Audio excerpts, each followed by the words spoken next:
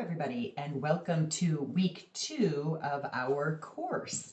This week, we're going to talk about a couple of different things, but we're going to dive in pretty deep on self-concept. And self-concept really plays a role in the way that we communicate with others. How we feel about ourselves helps us to communicate with others. How others see us, how we see the world around us, and that's really what we're going to be diving into this week. So let's get started. Self-concept really is the definition of what we believe about ourselves. And self-concept really comes in two parts. Our self-image, which is how we see ourselves, and then our self-esteem, how much do we like ourselves? So how do we get that initial self-image? And how does that self-image play a role with self-esteem? Well, let's look at first how we build our sense of self. So we have three big areas of self that we can pretty much align most everything with. First of all, there's our material self. And so that's defined by what we have. It's maybe a comparative piece to what others might have and how we view what we might have. And then, of course, we have our social self.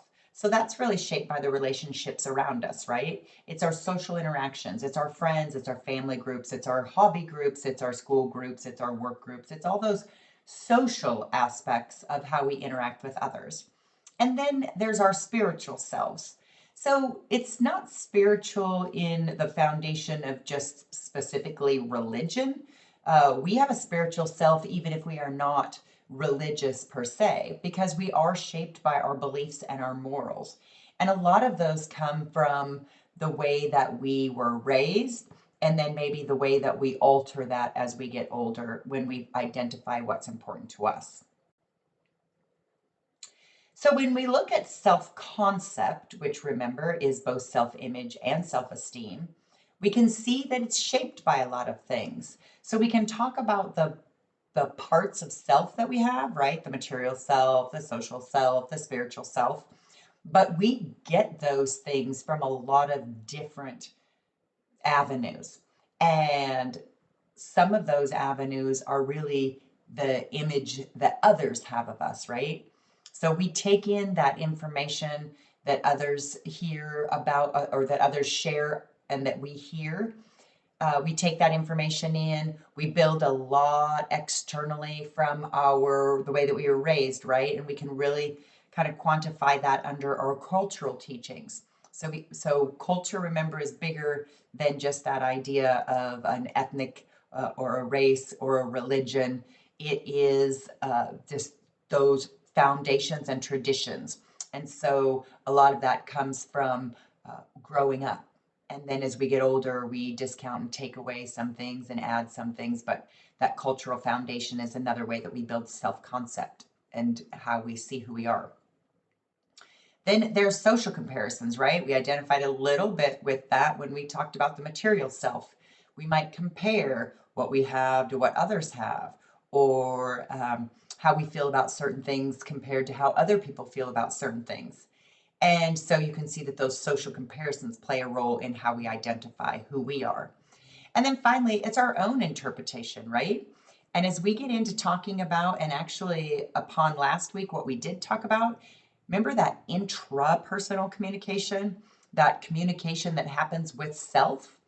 Well, that's a lot of how our own interpretation about self-concept comes into play, right? We converse with ourselves. We identify what's important to us through some of that self-talk or self-behavior or intrapersonal communication. And we change and we grow over time. And as we change and grow over time, our self-concept and our self-image will change. And that might lower or strengthen our self-esteem as well. So let's talk about, we actually in live class, we look at a video. It is in the Welcome to Week 2 announcement, and you can take a peek at that. It's a great video. It's comes a little bit from the counseling perspective, but it really gives us some great ideas. So check out the Welcome to Week 2 announcement, and in there, watch the video from Mary. Really, the foundation of what she talks about can be summarized in some of these ideas here. So I don't want you to just watch this slide and think that you might get everything that you could have out of that video. It really is an amazing video, and I would really highly recommend that you go and watch that. But some of the things that she talks about within the video are interpersonal communication skills. And we can do that by asking questions, right? What makes us happy? What are our dreams? What are our goals? Where do we see ourselves in 5 years? All of that intrapersonal communication. And the other part that she talks about is really just unplugging, getting rid of the extra noise, and slowing down to smell the roses. It's hard to be alone with our thoughts these days. There are so many distractions. There are so many outside influences, and we always feel like we have to have some sort of noise, whether it be external through a radio or a television or a computer or a TikTok. And we can't get to that true intrapersonal communication without getting rid of those distractions and staying in a positive mindset, getting rid of negative self-talk, and then identify, what are we feeling? Why are we feeling that way? Where are those feelings come from? What do we do next? Why? It's really just the big why. If we understand why we're feeling what we're feeling, and we give ourselves time to have those feelings, we can then move forward and say, okay, so what's the next step? Why is this happening, and what can I do next? So again, these are just some summary observations from the video. I highly recommend that you go back and watch Mary's video completely through, because I think you'll pick up so much. It really is just an amazing perspective about self and some things that we probably are really missing these days. All right. I believe we have an assignment about the Johari window, depending on which class you're in. But the Johari window came together through two individuals that broke down how we build our sense of who we are. And so there are 4 windows, as you can see here. Number 1 is the open. So that open area, what we find is that it's characteristics or words that are known to both ourselves and to those around us. So they're not a surprise. So when you do the Johari exercise, you pick, say, 6 characteristics that define you. And then you ask other people to pick 6 characteristics that define you. Those characteristics that match up, so you wrote them down, other people wrote them down, that will end up in your free area. Your hidden area is something that you know, but others don't know. So those would be the words that you selected, but nobody else selected. And so sometimes and we'll talk about this a little bit later in self-disclosure, but we disclose slowly, right? So we pick and choose what we want to share with others. And so those hidden areas are things that we've chosen really not to share probably too much with anyone. And then we have the blind area. So those are areas that are blinded to us. So they weren't on our list of characteristic words, but they were on the list from other people. So other people see those characteristics in us, but we don't necessarily see them in ourselves. The key here is that a lot of times that will happen when it's something positive, because we are so hard on ourselves that sometimes other people will see positive characteristics that we just don't see because we don't give ourselves the credit to be able to see. And then the final area is the unknown area. This is kind of an interesting area with the Johari window, because you can only pick the actual exercise, because you can only pick 6 characteristics and other people are only picking 6 characteristics. So pretty much everything else in that listing of characteristics that nobody picked were unknown to all, meaning they just didn't apply. So that area is really maybe some things that we could discover, and it's others' observations. Those words are also matching up because nobody picked them. But the other 3 areas are probably more key than the unknown area. So remember I said we're going to talk a little bit about self-disclosure. So what is self-disclosure? Well, self-disclosures are those things that really just go beyond the general ideas. So it's beyond your name. It's those self-disclosures that help to move relationships forward. So we share a little bit at a time as we get to know people. And then we find either that we might have similar interests or different interests, and both are fine, right? Because we might have questions about some of those interests that are different. But we can really look at self-disclosure being anything from something that we wear that says that we're proud of a team that we support, to talking about where we grew up and a little bit about that, because that helps other people see some of those traditions and values and beliefs that we were raised with. Then we can start to talk a little bit deeper about hopes and dreams, and those things become more personal over time. But we build that trust and we disclose as that trust gains. Obviously, there are risks to doing that, and that's why we want to do it slowly and why trust is such a big factor here. But there are also benefits, and we can learn about ourselves through self-disclosure. Sometimes when we say things out loud, we go, oh, didn't really see that. So we can learn about self. Others learn about us. We build relationships, we build trust, and hopefully those disclosures are even on both sides so that both parties are disclosing and building that relationship together. I'm going to play this video because it really talks about the social penetration theory. I don't talk a ton about theories, but I do throw a few in, and this one is an important one, and it is just that peeling back of the onion to disclose more and more over time. So let's take a peek.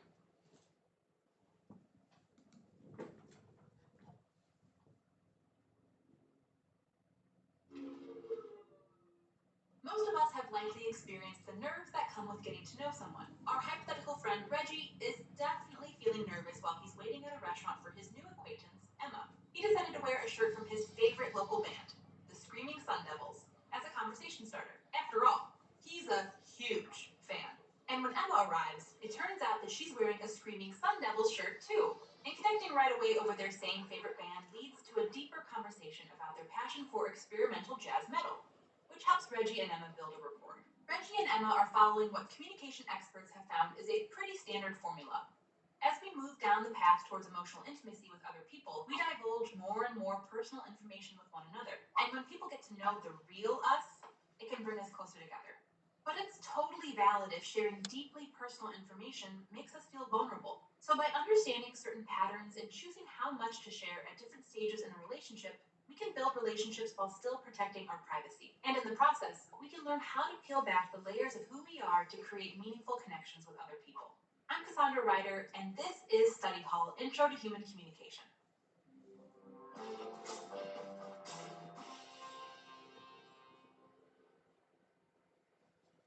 As relationships develop, we progress from sharing superficial things about ourselves, like our favorite ice cream flavor or band, to sharing deeper things that we wouldn't put on a t-shirt, like our deepest fears. So as the relationship grows, we disclose more and more about ourselves. The process we go through to purposefully reveal information about ourselves to another person that they wouldn't have otherwise known is called self-disclosure. So when Reggie wore his Screaming Sun Devil shirt, he made a choice to share something about himself, namely that he has very interesting taste in music, just like Emma apparently. So even though we're sharing information someone else wouldn't have otherwise known about us, self-disclosure doesn't have to be super deep or private to be meaningful. But there are different ways to go about disclosing information to people. In fact, we use two different types of self-disclosure depending on the situation we're in and the potential risks of sharing information about ourselves. First, breadth is the number of topics a person feels comfortable discussing in a relationship. Like, early on in a relationship, we probably have more surface level conversations about a lot of different topics. That's because covering a wide range of topics gives us a better chance of finding common ground when we're getting to know someone new. And since we don't know people that well when we first meet, sharing really personal information can feel a bit risky. So on their first date, Reggie and Emma will probably talk about a wide breadth of surface level things, like where they're from, what they do for work, and their favorite movies in order to get to know each other. But as they get to know each other, they might narrow the breadth and focus on a few topics. Then there's the depth of self-disclosure, which refers to how personal or deep our communication with others is. So when it comes to depth, what we share can go from really impersonal stuff to really personal stuff. In fact, in new relationships, we start off with small talk, which is when we share superficial details about ourselves with another person. This allows us to start the process of relationship building so we can hopefully move on to more personal levels of self-disclosure as our connection grows. So while Reggie is comfortable sharing his love of music with Emma, it's probably not a good idea for him to talk about the ugly breakup he had with his ex-girlfriend on a first date. But if Emma and Reggie keep seeing each other, they'll probably self-disclose more personal information about themselves over time. That's because when we share more about ourselves with others and they share more with us, we grow closer.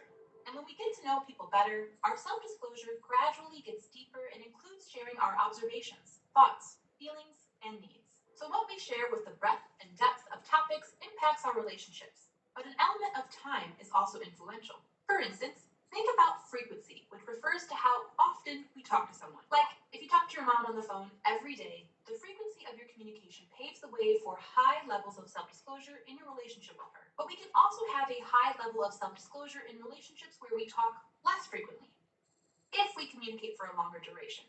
In general, as we get closer to someone, we tend to have longer conversations.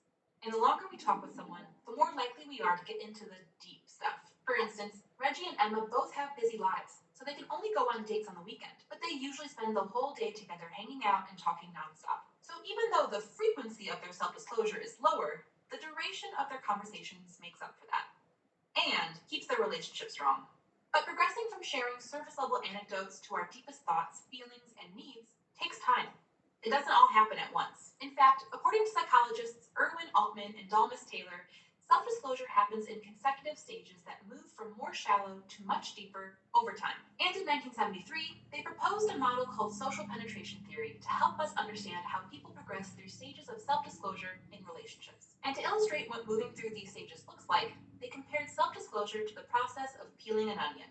So onions have thin and flimsy outer layers, and those layers are usually really easy to peel back. But the deeper layers of an onion are thicker and stronger, which makes them much more difficult to peel off. And if you finally make it to the core of an onion, you've done a lot of peeling and put in tons of work, and probably shed some tears. But after all that hard work, you have a bunch of different pieces of one amazing onion that will come together to make a delicious dip. And like onions, humans have layers. By peeling back others' outer layers, we learn about the core of who they are and form meaningful relationships. Metaphorically, of course. And to dig deeper and peel back the layers of social penetration theory, Altman and Taylor described self-disclosure going through 4 stages. The first layer of who we are is peeled back during orientation, which is the most superficial stage of self-disclosure. During orientation, we mostly engage in small talk and reveal low-stakes facts about ourselves. Like we said before, we might talk about a wide breadth of superficial things. For instance, when Reggie meets Emma's parents for the first time, he talks about his talent for making the best bowl of pho in the whole world. And while this isn't very personal, sharing about his talents and interests gives Emma's parents an impression of who Reggie is, and hopefully a positive impression. At the beginning of relationships, it's normal to stick to the orientation stage for a while.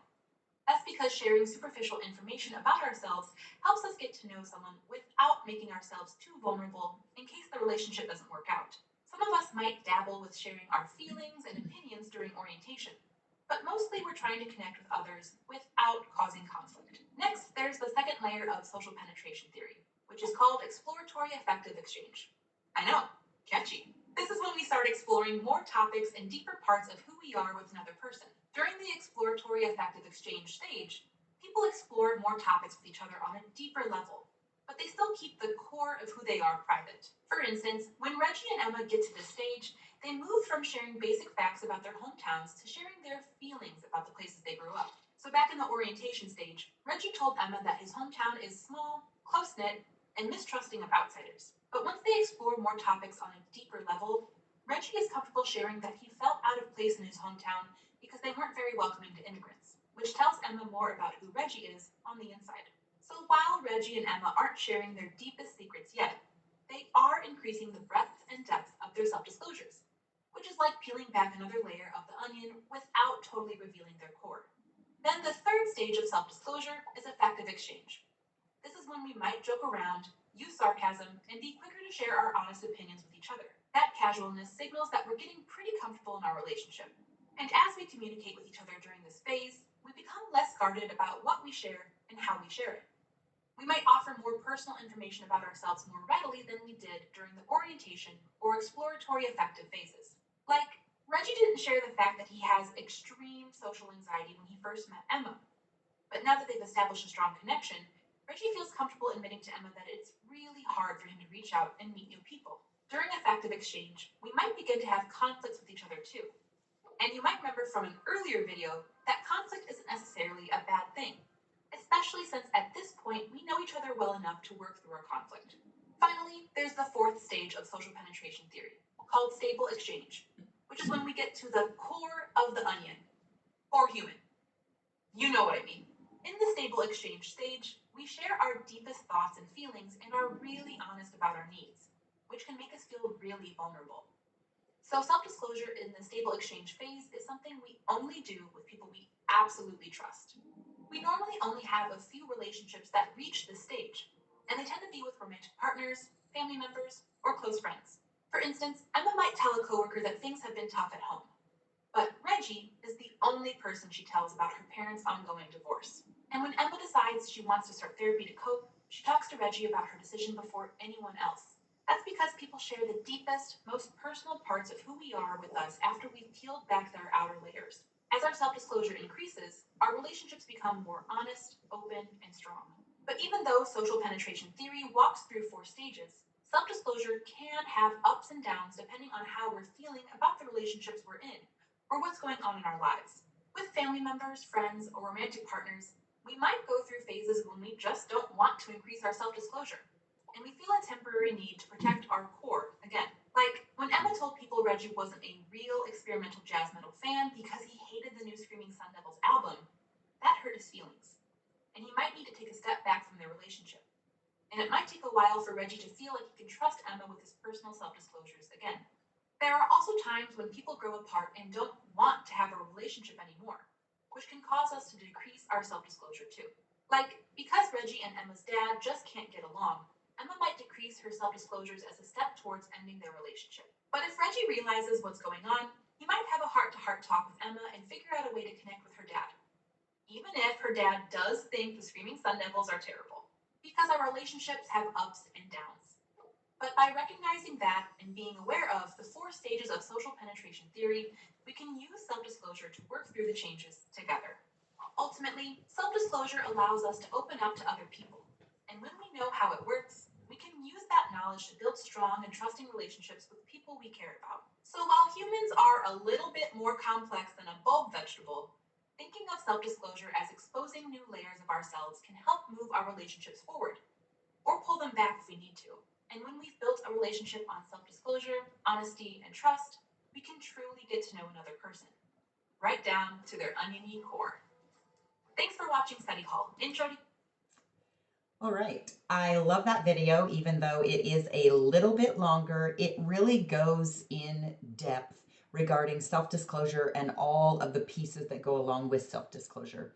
A lot of times we think that, oh, self-disclosure, we just share information.